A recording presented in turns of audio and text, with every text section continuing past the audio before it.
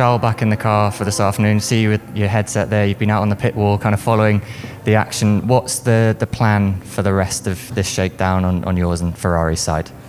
For us, it's, still continue to try and get as much mileage and knowledge on this engine and on the car and the aero side. So there'll be lots. We went through a program this morning, found some learnings.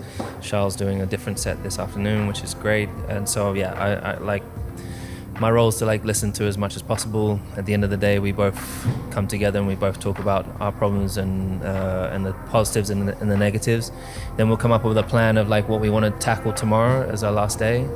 And but already, we've got good data so far. So it's just understanding that and making sure you're making really clear and concise decisions in terms of what to test moving forwards before we get to Bahrain. Thank you very much, Lewis. Yes, I definitely feel more and more comfortable. It remains a Formula 1 car as well, in a way that it's not like I was completely lost when I got back into the car, and quite quickly I was at ease, but with these new systems and obviously with the 50% of the power that comes from the electrical engine, makes it quite a bit more challenging to manage that. So the learning curve is it's quite steep, but it's very interesting. Yeah. What if I told you that for the first time in many years, Ferrari not only completed a pre-season without mechanical failures, but that its engineers are convinced that they have created a car capable of fighting for anything, even with Lewis Hamilton at the wheel? Are we facing the definitive resurgence of Maranello? During the first 2 days in Montmello, Ferrari was not the fastest. In fact, he didn't even try. The best time was for Mercedes. But that's irrelevant. What really matters is that Ferrari exceeded 290 laps in total without a single SF26 sensor signaling a critical alarm. Neither in the engine, nor in the energy recovery system, nor in thermal management, nor in the complex control algorithms of the new active aerodynamic system. Everything worked as planned. And that's what has Ferrari engineers raising their eyebrows in a mix of relief and excitement. Many will think that these tests mean nothing, which are just laps without pressure, without real rivals, without points at stake. And it's true. But what they do mean is that Ferrari has reached a level of preparation that does not depend on chance or hope. They mean that behind each completed lap there are thousands of hours of work in simulators, test benches, wind tunnels and artificial intelligence modeling systems that, this time, are speaking the same language. Track technicians like Matteo Tognanelli do not usually allow themselves to be carried away by enthusiasm in public statements. But even he, after the first day in the rain, made it clear that this year things are different. He said that the objective was not to set times, but to validate concepts. And they did it. They validated your cooling package. They validated the stability of the car in low grip. They validated the partial use of active aerodynamics in mixed conditions. They validated the thermal management of the battery on long straights with reduced drag. All this in 2 days and without breaking anything. That's not normal. That's extraordinary. And behind that silent success, there is a new philosophy. Ferrari no longer races to impress, run to understand, to build, to evolve from a solid base and not from constant improvisation.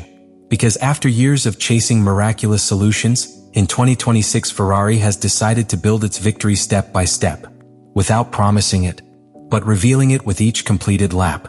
Is that enough to dream of the championship? Not yet. But for the first time, the dream doesn't seem naive. It seems logical. It seems possible. And that, perhaps, is Ferrari's biggest victory in a long time. Most crews fear that their first day of shooting will be marred by rain.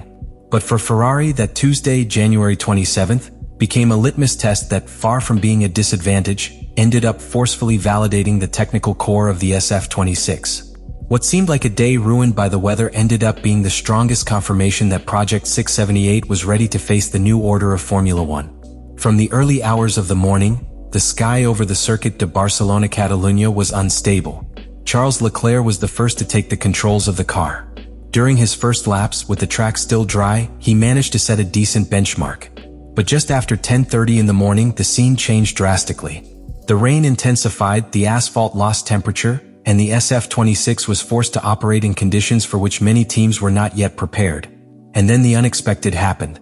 Not only did Ferrari not collapse in the face of adversity, but it used these conditions to examine critical components of the new 2026 regulation: hybrid cooling systems, behavior of the new Pirelli compounds in cold weather, and above all, the active aerodynamics mode in rain.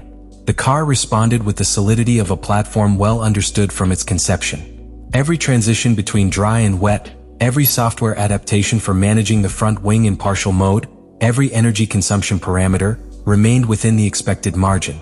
When Lewis Hamilton took over in the afternoon, with continued rain and limited visibility, he completed more than 50 additional laps without driving errors or technical problems. And this point cannot be underestimated. Because although for a driver with Hamilton's experience these conditions are not new, what was extraordinary was the car's ability to maintain aerodynamic stability, grip and thermal management even with a considerable water load on the track. This is no coincidence. This is well-executed design. During the long dry runs, Hamilton showed that this adaptability was not just rhetoric.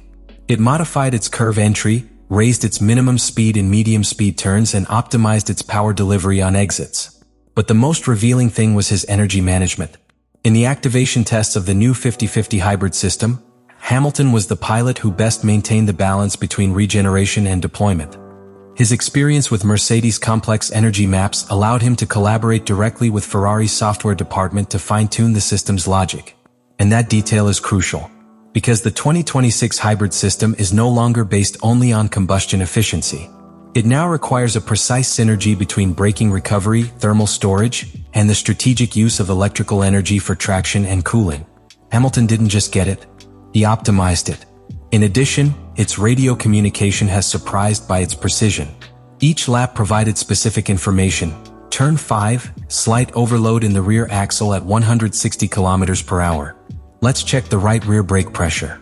Surgical feedback, which facilitated the correlation of data with sensors in real time. That kind of feedback doesn't just help engineers, help Leclerc. Because for the first time, Ferrari has two drivers who understand the car as a system, not as a set of parts. And although he is still in the process of adaptation, Hamilton has already begun to influence the development of the car. He proposed minor adjustments to the electronic differential to improve stability under long braking.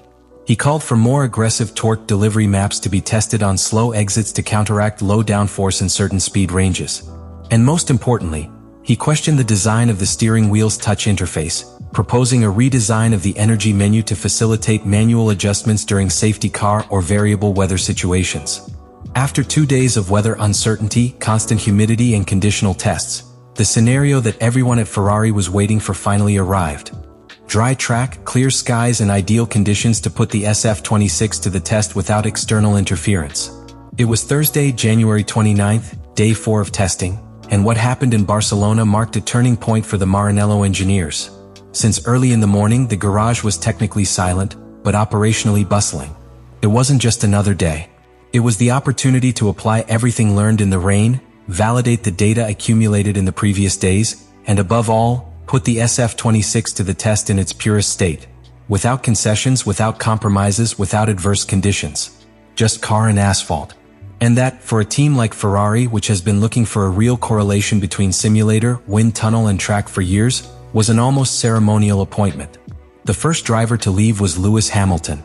During the morning session, he completed 85 laps with surprising consistency, maintaining his pace over long runs without showing any signs of premature degradation.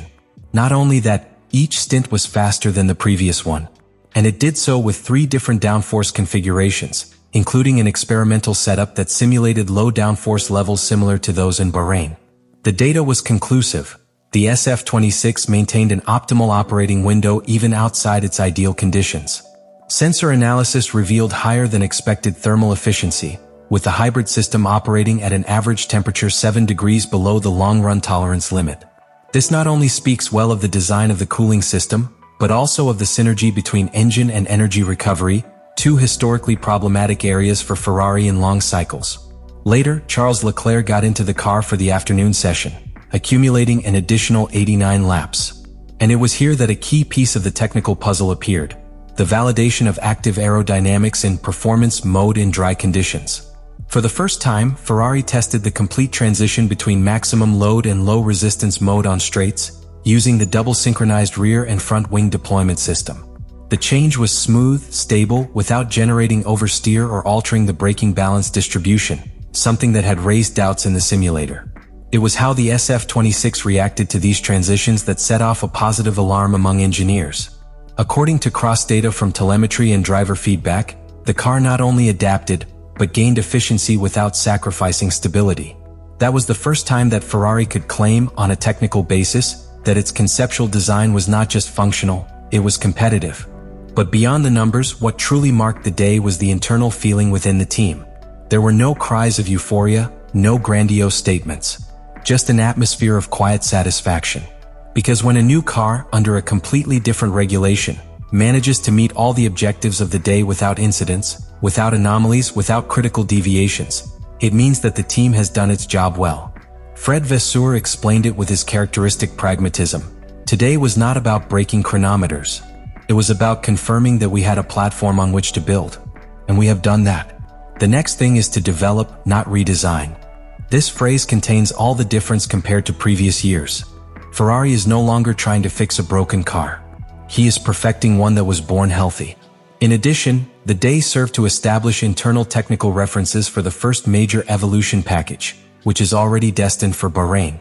Among the planned improvements is a revision of the front wing flaps, the implementation of a new diffuser with double lateral extraction channels, and a subtle redesign of the flat bottom to optimize flow in low-speed corners. All of these parts depend precisely on the base car working. And the SF26 has proven that it doesn't just work. It adapts. In short, what happened that Thursday was much more than a good day of testing. It was the crystallization of a conceptual work that had been in development for more than a year. A day where every technical parameter was validated, every simulator prediction was confirmed, and every doubt was cleared up with data. And that, in Formula One, is the type of day that separates the contenders from the pretenders. Let me know in the comments what you think about all this.